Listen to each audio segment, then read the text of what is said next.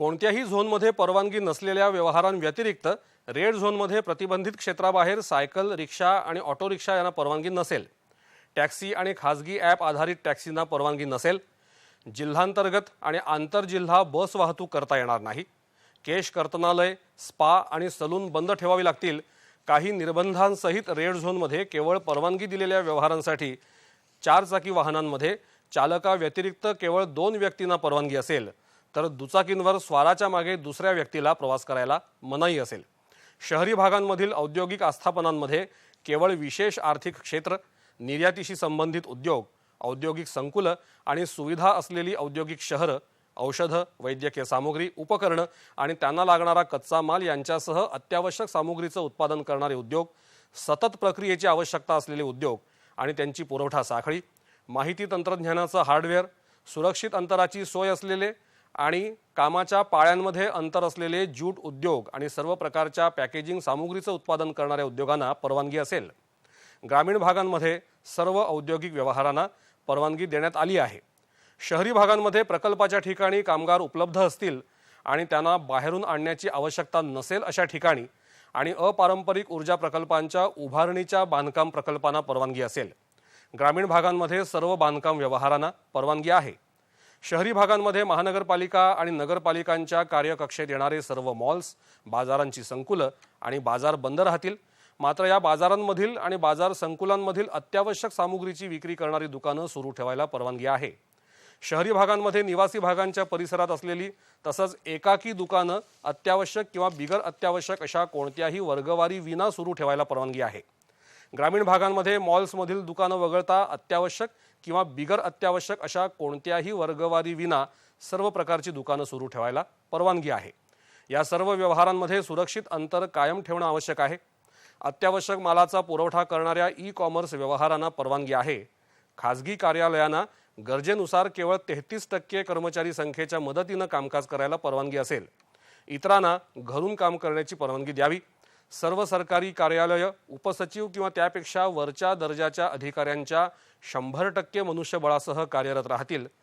उर्वरित कर्मचाऱ्यांमध्ये गरजेनुसार 33% मनुष्यबळाचा वापर करता येईल। मात्र संरक्षण आणि सुरक्षा सेवा, आरोग्य आणि कुटुंब कल्याण, पोलीस, तुरुंग, गृहरक्षक, अग्निशमन आणि आकस्मिक सेवा, आपत्ती व्यवस्थापन आणि संबंधित सेवा, NIC, सीमाशुल्क विभाग, FCI, NCC, NYK आणि महानगरपालिका सेवा कोणत्याही निर्बंधांविना सुरू राहतील।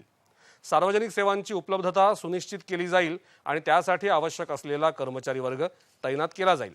दरम्यान देशभरात विविध ठिकाणी अडकून पडलेले स्थलांतरित मजूर, भाविक, पर्यटक, विद्यार्थी आणि इतर व्यक्तींची ने-आण करण्यासाठी केंद्रीय गृह मंत्रालयानं विशेष रेल्वेगाड्या चालवण्याची परवानगी रेल्वे मंत्रालयाला दिली आहे। या वाहतुकीसाठी राज्य आणि केंद्रशासित प्रदेशांसोबत समन्वय राखण्याकरता रेल्वे मंत्रालय नोडल अधिकारी नियुक्त करणार आहे। त्याचप्रमाणे तिकिटांची विक्री, 2 व्यक्तींमध्ये आवश्यक असलेलं सुरक्षित अंतर आणि रेल्वे स्थानकांवर तसंच गाड्यांच्या आत आवश्यक सुरक्षा विषयक उपाययोजना राबवण्याबाबतही सविस्तर मार्गदर्शक सूचना जारी करण्यात येणार आहेत। ऑरेंज झोनमध्ये कंटेनमेंट अर्थात प्रतिबंधित क्षेत्राबाहेरील भागात जिल्ह्यांतर्गत आणि 2 जिल्ह्यांमधल्या बस वाहतुकीला प्रतिबंध आहे, तर काही निर्बंधांसहित टॅक्सी आणि ॲप आधारित टॅक्सींमध्ये 1 चालक आणि 2 प्रवाशांनाच परवानगी आहे। परवानगी मिळालेल्या व्यक्तीला आणि वाहनालाच जिल्ह्यांतर्गत वाहतुकीला परवानगी असेल। ग्रीन झोनमध्ये प्रवासी बस वाहतुकीला परवानगी असेल, मात्र बसमध्ये फक्त 50%च प्रवासी असले पाहिजेत। बस डेपोंमध्ये केवळ 50%च कर्मचारी क्षमतेला परवानगी आहे।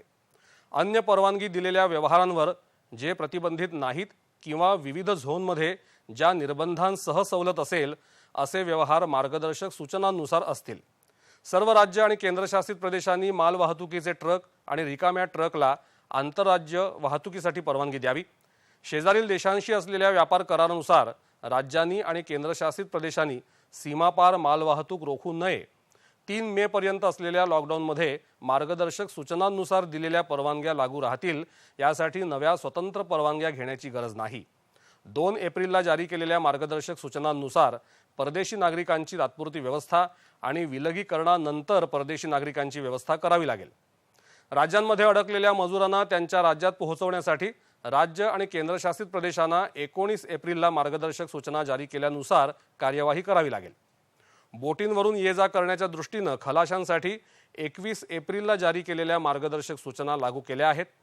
स्थलांतरित कामगार, भाविक, पर्यटक, विद्यार्थी आणि अन्य व्यक्तींच्या स्थलांतरणासाठी 29 एप्रिलला जारी केलेल्या मार्गदर्शक सूचना लागू राहतील. लॉकडाऊन संदर्भातल्या मार्गदर्शक सूचनांची कठोर अंमलबजावणी करावी लागेल. आपत्ती व्यवस्थापन कायदा 2005 नुसार लागू करण्यात आलेल्या मार्गदर्शक सूचनांचं राज्य आणि केंद्रशासित प्रदेशांची काटेकोर पालन त्यांनी करायचं आहे. त्यात शिथिलता आणू नये. लोकांसाठी आणि कार्यस्थळांवर असलेल्या लॉकडाऊन मार्गदर्शक सूचनांचं आणि कोविड-19 व्यवस्थापन राष्ट्रीय दिशादर्शक सूचनांची काटेकोर अंमलबजावणी जिल्हा दंडाधिकाऱ्यांनी करायची आहे. प्रतिबंधात्मक उपायांचा अवलंब करण्यासाठी जिल्हा दंडाधिकारी संबंधित स्थानिक अधिकार क्षेत्रामध्ये कार्यकारी दंडाधिकाऱ्याची इन्सिडंट कमांडर म्हणून नेमणूक करतील. या अधिकार क्षेत्रामध्ये सर्व उपाययोजनांचा अवलंब करण्यासाठी हा अधिकारी जबाबदार असेल. या क्षेत्रामध्ये इतर विभागीय अधिकारी त्याच्या निर्देशानुसार काम करतील. इन्सिडंट कमांडर अत्यावश्यक व्यवहारांसाठी परवाना जारी करेल. सर्व साधनसामुग्री, कर्मचारी, सामुग्रीचे संकलन आणि रुग्णालय पायाभूत सुविधांचा विस्तार यासाठी होणाऱ्या प्रयत्नांमध्ये कोणताही अडथळा येणार नाही याची काळजी हा अधिकारी घेईल. लॉकडाऊन संदर्भातल्या उपाययोजना आणि कोविड-19च्या व्यवस्थापनासाठी जारी केलेल्या राष्ट्रीय निर्देशांचं भंग करणारी व्यक्ती भारतीय दंड संहितेच्या कलम 188 व्यतिरिक्त आपत्ती व्यवस्थापन कायदा 2005च्या कलम 51 ते 60 अंतर्गत कारवाईला पात्र असेल.